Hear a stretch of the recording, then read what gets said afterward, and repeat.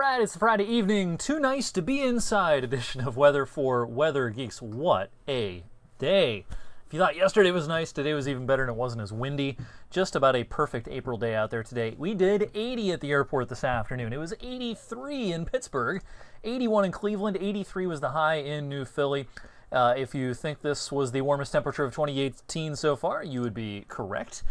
Today's big number, 188. It's been 188 days since we were at or above 80 degrees. It was early October, the last time temperatures were this warm. And it was our first 80-degree temperature of the year so far. And of course, it's a little ahead of schedule. You know, our 30-year average, whoops, let me bring that back up. Our 30-year average is April 22nd for the first 80-degree temperature of the season.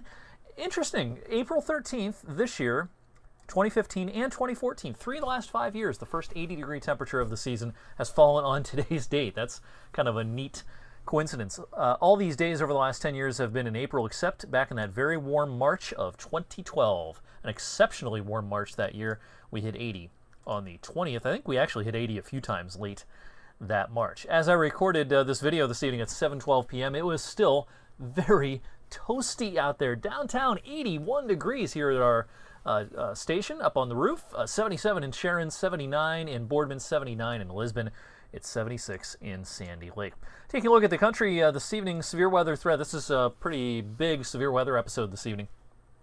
Tornado watches stretch from southern Iowa through eastern Kansas, parts of Missouri, a good chunk of Arkansas, eastern Oklahoma, northeast Texas, northwestern Louisiana, and we've had several confirmed tornadoes with this, and still some active tornado warnings in the northwestern corner of Arkansas and into the eastern part of Oklahoma this evening. Also a lot of hail with these storms. These are classic springtime plains thunderstorms, tornado producers, and lots of large hail coming through Oklahoma, parts of northern Texas, around the Dallas area, and then again heading up into parts of Arkansas as well. Nothing that dramatic here, although we have something really interesting to show, and this is something that we'll be keeping a close eye on tomorrow. The temperature gradient across northern Ohio is very impressive. It's all about the wind direction. We have a front that's nearby. If you're on the other side of the front and the wind is coming in off the lake, Avon Lake 48 this evening, downtown Cleveland's in the 60s, and southeast of Cleveland it's in the 70s. And that holds true over in the northeastern corner of the state as well. Right near the lake in Ashtabula, 48 degrees. Go 15 miles inland, it's in the 60s. We're going to see some pretty dramatic temperature gradients across our viewing area during the first half of the weekend. Now, tomorrow morning, we're all in kind of the same boat, but look what happens as we go into the afternoon. That lake-cooled air is going to start sinking south. And, you know, if you're driving tomorrow early in the afternoon from, say you're going from Boardman to Kinsman, up 11, you're going to see probably a 20-degree difference during the course of your half an hour to 40-minute drive. And Mesopotamia up in the northwestern corner of Trumbull County, mid-40s already by early afternoon. In the meantime, you know, Mahoning and Columbiana County, it'll probably get into the mid-70s tomorrow afternoon. And this cooler air will continue sinking south, so even in areas that spike into the 70s, it is going to cool off pretty quickly late in the afternoon. Places such as Austintown, Canfield, Boardman, Youngstown, Struthers, Camel, North Lima, Columbiana, Salem, etc.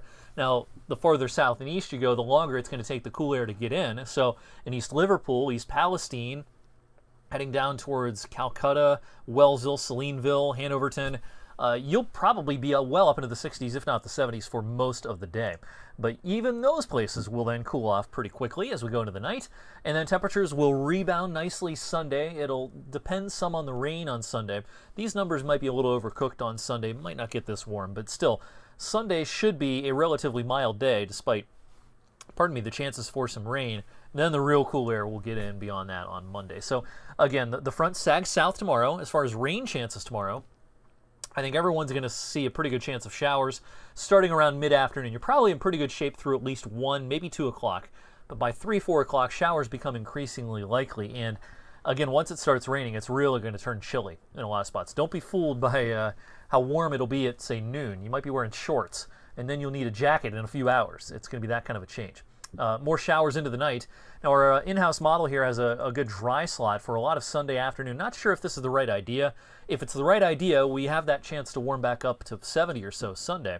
If some of the other modeling is right and this is more filled in with rain, I doubt we get that warm on Sunday. That's where I'm kind of leaning right now. I'm kind of leaning against this big dry area on Sunday. My suspicion is it's wetter than is shown on this particular model. But the models are in pretty decent agreement that it will start raining heavily in a lot of spots before Sunday is through. So late in the afternoon, especially into the evening, we could see some tropical downpours here. I wouldn't be surprised if the Weather Service had to issue some flood watches for our region as we go into the weekend, primarily because of the heavy rain threat Sunday evening. River flooding can be a concern. General flooding could be a concern, especially in areas of poor drainage with the rain at the end of the weekend. And then the front rolls through first thing Monday morning. Temperatures will probably kind of bob around in the low 40s Monday morning and then start sliding back, and we'll end up in the 30s, and we'll probably see some snowflakes flying before the day is through on Monday. But again, a fair amount of rain coming our way. Here's a look at our computer model spread. The European model continues to lead the way with close to 3 inches. The GFS is closer to 2. With that dry slot, both the NAM and the RPM are lower, but again, I'm leaning more towards the middle here with probably a good average of about 2 inches worth of rain over the weekend. Well, we've been talking about this. Of course, we've been talking about the warm-up that's coming, but we've been talking about how it's not going to last long.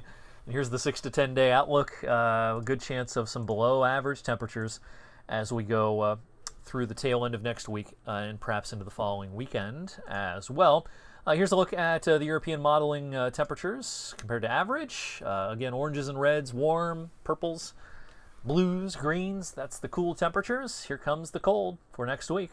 Here's next Tuesday, Wednesday. You know, we're going to have a day or two where it's going to have a hard time getting above 40. That's probably Tuesday. Might actually see a decent rebound on Wednesday into the 60s, but that's just kind of a one-day deal. Here's Wednesday's map, and then here comes the cold behind that. And so the end of next week looks chilly, and you're going to see more blue than red here as we go into the longer range and start getting towards the last week or so of April. You know, I've been talking about this for a while now. It's a pattern where we're going to have some days, we're going to have the possibility of days like today, but those are just kind of the exception. The rule is it's a pretty chilly pattern, it looks like, through the end of April. Thanks for watching a busy week of weather for Weather Geeks. We've had a lot to talk about over the last week. Hope you have a good weekend. Meteorologist Andrew DiPaolo will be in this weekend keeping you up to date on the rain and flooding threat, and I will see you back here Monday evening.